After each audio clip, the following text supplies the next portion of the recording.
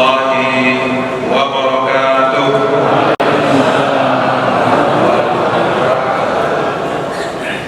Alhamdulillahilladzi allafa qulubana fa asbahna bi ni'matihi ikhwana. Asyhadu an la ilaha illallah wa asyhadu anna Muhammadar Rasulullah sallallahu alaihi wasallam la nabiyya ba'dah. Wa qala Allah ta'ala fil Qur'anil Karim, a'udzu billahi minasy syaithanir rajim. Bismillahirrahmanirrahim. Inna Allaha rabbi wa rabbukum fa'buduhu hadza siratun mustaqim. Falamma ahassa Isa al-kufra qala man ansari ila Allah qala al-hawariyuna nahnu ansarullah amanna billah washhad bi anna muslimun. Terima kasih Bang Zul atas pencerahannya. Selanjutnya yang kita hormati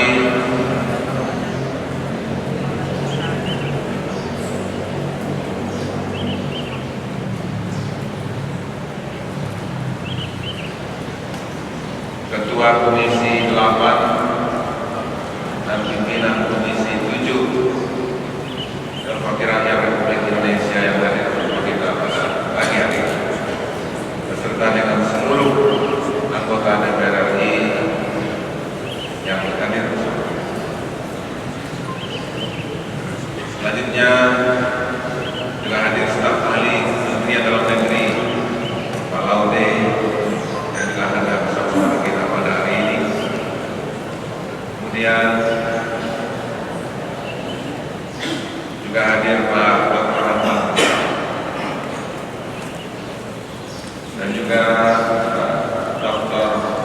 Anton Prasetyono, mantan Menteri Pertanian. Dan yang kita muliakan dan kita banggakan Gubernur Provinsi Jambi dan Wakil Gubernur Provinsi Jambi beserta dengan seluruh jajaran pemerintah Provinsi Jambi yang hadir bersama kita pada subuh yang berbahagia ini. Selanjutnya kepada para tokoh-tokoh yang mohon maaf tidak bisa kami sebutkan satu persatu yang hadir dalam acara yang luar biasa ini. Safari subuh yang sudah menjadi program Bapak Gubernur Provinsi Jambi dan Wakil Gubernur Provinsi Jambi.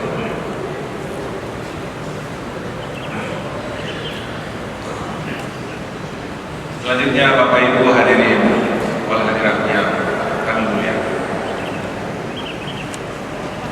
Terima kasih Pak Gubernur, Pak Dr. Haris yang telah memberikan kesempatan kepada kami dan juga telah mengundang kami untuk hadir di Provinsi Jambi.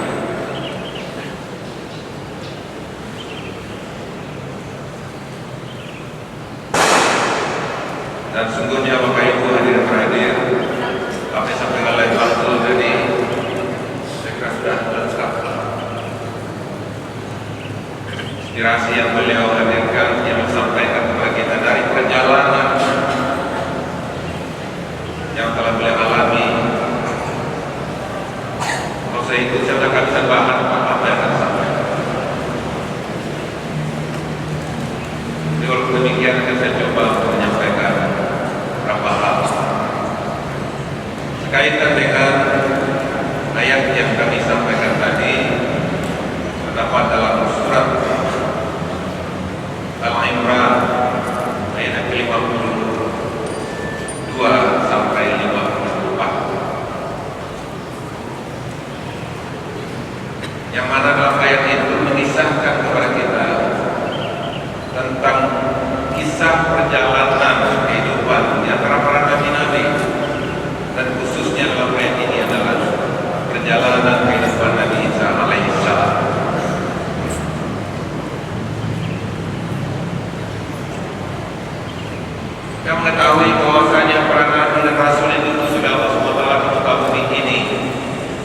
adalah untuk membawa manusia itu mentauhidkan Allah SWT dan beribadah kepadanya.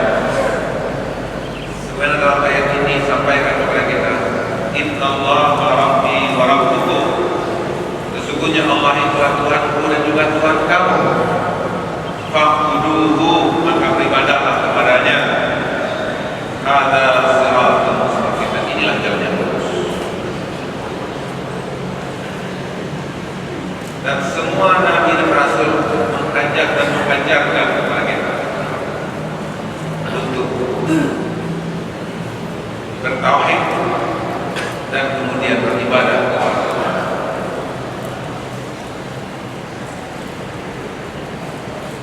Akan tetapi dalam kisah Nabi Isa alaihissalam dan juga kisah daripada nabi-nabi yang lain, walaupun ajakan upaya-upaya untuk beribadah bertauhid kepada Allah SWT, tapi tidak semuanya mulus.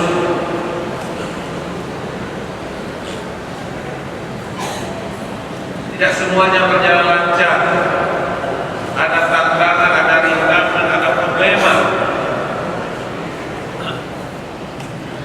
yang dihadapi.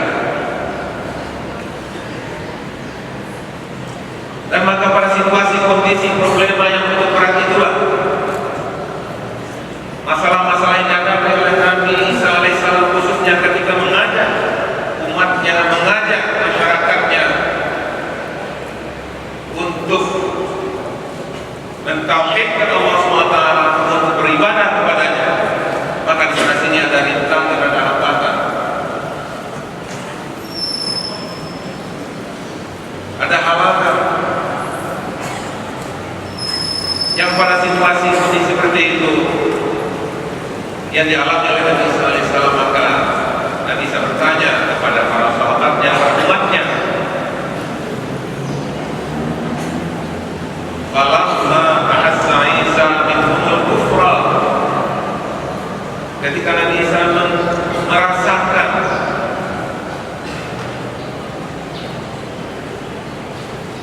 adanya gejala-gejala yang tidak sesuai dengan harapan,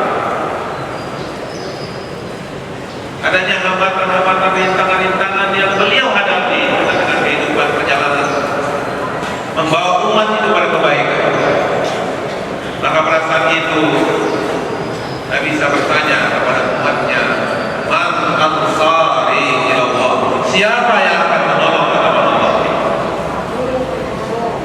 Siapa yang akan menyelamatkan agama ini? Maka para sahabat Nabi Isa menjawab, itu Hawariyun, kamilah yang akan menolong agama Allah. Amanna billah, kami beriman kepada Allah dan saksikan kami ini adalah orang-orang muslim.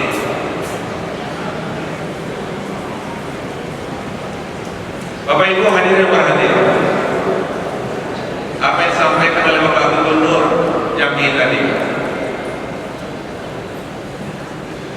begitu adanya keprihatinan kepada generasi muda, sehingga beliau membuat program untuk SMA dan SMK, membawa ke masjid bersama dengan para pejabat-pejabat yang ada di Provinsi Jambi. Dan kemudian juga apa yang disampaikan oleh Bapak Dr. Zulhas tadi, bagaimana liku-liku dan bagaimana dinamika dan bagaimana perjalanan yang beliau rasakan dalam di tengah kehidupan berbangsa bernegara. Maka untuk itu Bapak Ibu hadirin yang berhadir, kiranya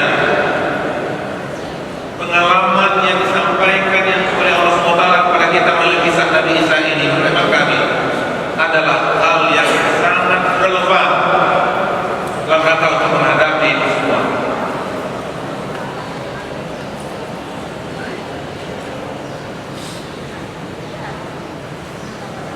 Apalagi pada saat ini kita bangsa Indonesia juga mengalami permasalahan yang juga berat yang tidak dialami oleh bangsa-bangsa lain di dunia, yaitu akibat daripada pandemi COVID-19 ini, yang efeknya itu bukan hanya efek kesehatan saja, akan tetapi juga berefek kepada ekonomi bangsa ini, berefek kepada pembangunan bangsa ini, yang kiranya sebahagian kisah kehidupan Nabi Isa tadi juga cukup relevan pesannya untuk kita dalam rangka untuk menjawab itu semuanya.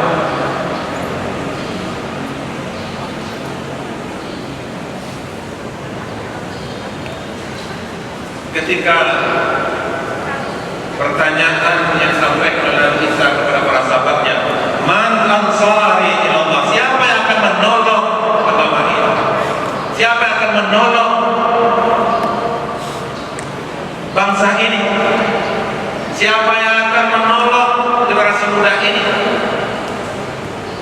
Siapa yang akan menyelamatkan daerah ini untuk masa depan? Apalagi ketika Presiden Republik Indonesia menyatakan tahun 2045 Indonesia harus menjadi 5 negara besar di dunia yang dikenal dengan Indonesia emas itu. Kalau memang itu ingin kita hadirkan, ingin kita capai tahun 2045 itu, dan apa yang dilakukan oleh Bapak Gubernur Jambi pada hari ini, itu adalah satu jawabannya, yaitu dengan memberikan perhatian kepada generasi muda hari ini, dengan memperhatikan kepada calon-calon pemimpin hari ini, karena 24 tahun lagi yang akan jadi gubernur, yang akan jadi presiden, yang akan jadi pemimpin bangsa itu adalah mereka yang ada di SLTA hari ini. Syababul yaum rijalul ghad, pemuda hari ini adalah pemimpin di masa depan.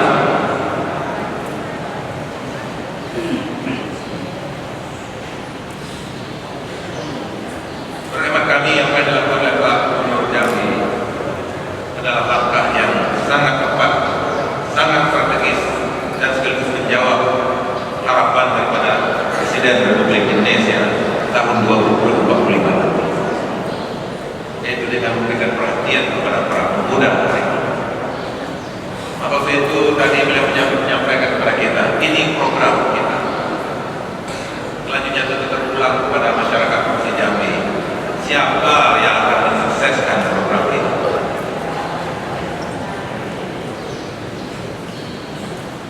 Program menghadirkan hafiz di setiap desa, program subuh safari subuh. Pertanyaannya oleh tadi sebenarnya, apakah bisa selesai oleh Pak Gubernur saja? Kira-kira bagaimana Pak Ibu? Selesai tak semua Pak Gubernur? Lalu siapa yang akan menolong program Pak Gubernur ini? Kita bersama. Siapa yang akan mensukseskan program Pak Gubernur ini? Kita bersama. Maksud kami, kita semua yang akan menjawabnya. Demikian juga apa yang disampaikan oleh Pak Zul tadi kepada kita. Bagaimana kita umat Islam ini bersatu, bagaimana umat ini bersinergi, bagaimana kita saling paham memahami. Kita berupaya untuk mencari bagaimana persamaan-persamaan. Dan memang itu yang harus kita lakukan, bagaimana kita mencari persamaan-persamaan. Ketika kita menemui perbedaan dalam mencari persamaan itu, maka Pak Zul sampaikan kepada kita tadi, kita memahami.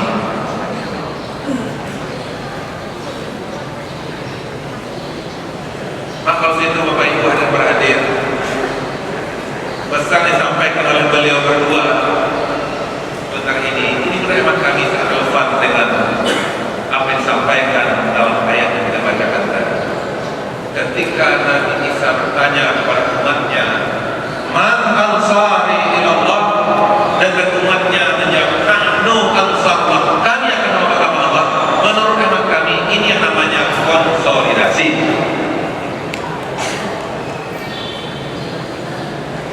Jadi Pak Haris menyampaikan kepada kita, Pak Zulhas menyampaikan kepada kita, maka oleh sebab itu kapan itu akan bisa terjawab? Kapan itu akan bisa menjadi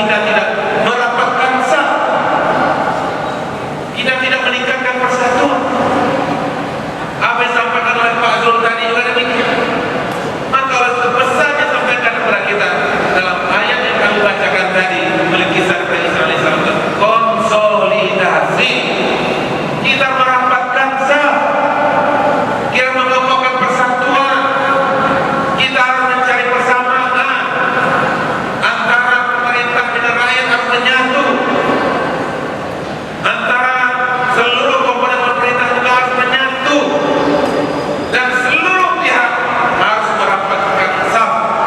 Man ansari Allah, siapa yang akan menolong agama Allah ini? Nahnu ansarullah, kami akan menolong agama Allah, bukan saya, tapi adalah kami. Nahnu ansarullah, kami, kita semuanya.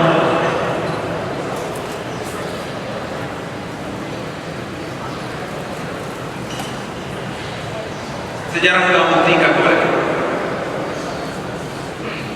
350 tahun kita dijajah oleh Belanda. Pada Belanda itu kecil negaranya, Pak. Tidak sebesar Provinsi Jambi ini, Pak. Apalagi sebesar Indonesia. Tapi kenapa mereka bisa begitu lama menjajah kita? Tak kurang dari 350 tahun.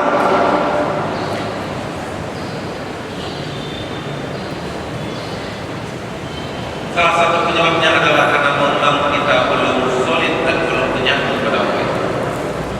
Tapi ketika 28 Oktober 1948, ketika kita menyatakan dan mendeklarasikan persatuan itu, maka kurang 17 tahun kemerdekaan kita raih 17 Agustus 1945 yang dikenal dengan Sumpah Pemuda itu semangat bersatu,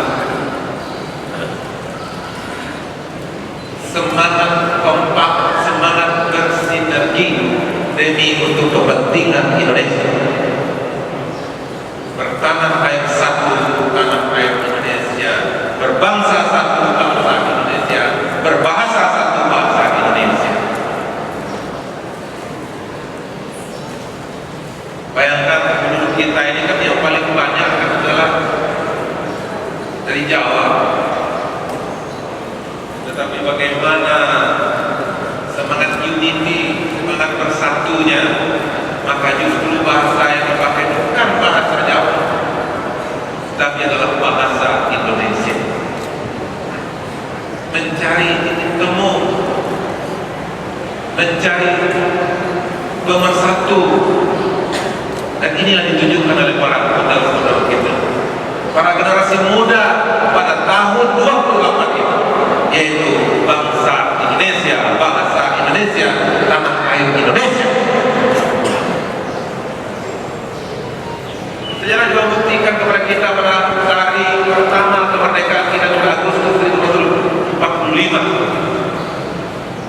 Pada satu hari merdeka, siangnya sudah muncul bibit-bibit untuk melemahkan kemerdekaan bangsa. Karena memang yang dipakai waktu itu pada 7 Agustus 45 itu adalah jahat, dan ada sebahagian daripada masyarakat kita maka kurang setuju, sehingga Presiden Soekarno meyakinkan wasilah titik temu dan berhasil pembahasan yang maksimal. Tapi sebahagian masyarakat kita belum sepenuh hati. Akhirnya Bung Hatta pada tanggal 17 Agustus pada sore dan malam melakukan rapat dan berkoordinasi dan berkonsolidasi, maka dapat kesimpulan demi untuk persatuan Indonesia, demi untuk suksesnya memelihara kemerdekaan yang baru 10 hari diperoleh, maka kita sepakat kembali kepada Undang-Undang Dasar 1945 yang dilakukan oleh Bung Hatta dan para pendiri bangsa pada waktu itu.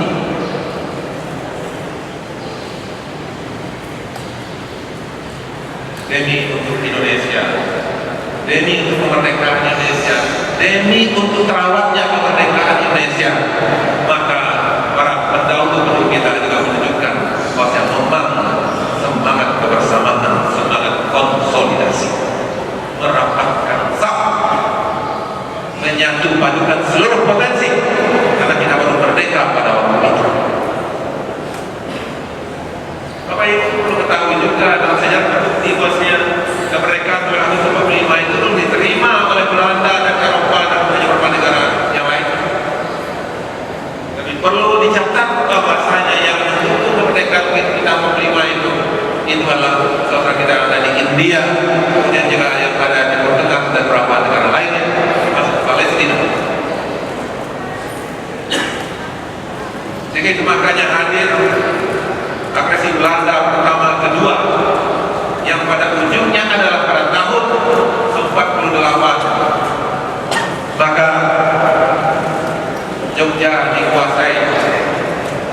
Bung Karno dan Bung Hatta ditawan sehingga Belanda menyatakan Indonesia sudah tamat. Kenapa? Karena Jogja sudah dikuasai. Bung Karno dan Bung Hatta sudah tahu. Akan tetapi kata masyarakat yang ada di Sumatera Tengah pada waktu itu tidak. Kenapa? Karena namanya pemerintahan darurat Republik Indonesia. Mr. Saprin Prawiradegara mendeklarasikan yaitu pemerintahan darurat Republik Indonesia yang dikumandangkan di Bukit Tinggi sebagai ibu kota RI pada waktu itu.